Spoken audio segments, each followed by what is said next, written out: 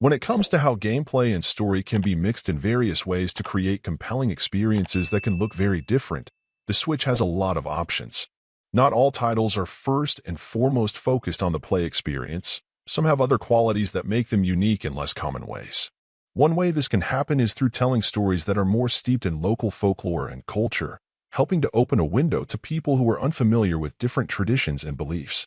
That seems to be one of the core areas of focus in Cat and Ghostly Road, a game that starts out simply enough, with an old artist rescuing a cat and having it live in his home.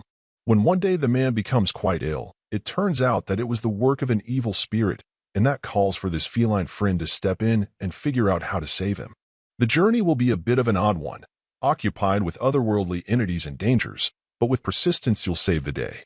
Whether you decide it's ultimately for good or bad, there's no question that there are some elements of play that take getting used to. In general, the structure is similar to a classic adventure, but there's a certain clunkiness to the interfaces and interactions that make it more of a struggle at times than is typical of the genre. Getting the hang of how and when to use your cat vision effectively can also sometimes be odd, though after some initial confusion I was able to come to understand how everything worked.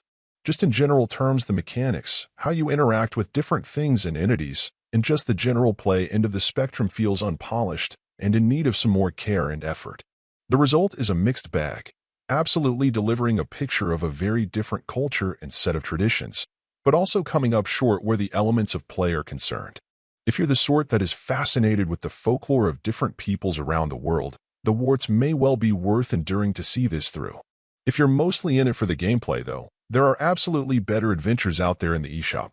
Overall, my final score for the game ended up being a 6.3. And if you're interested in picking it up, it's currently available on the Switch eShop for $9.99. Thank you for taking the time to listen to this review. And if you'd like more information or ideas of indie games worth checking out on Switch, be sure to click on the link provided in the description. Until next time.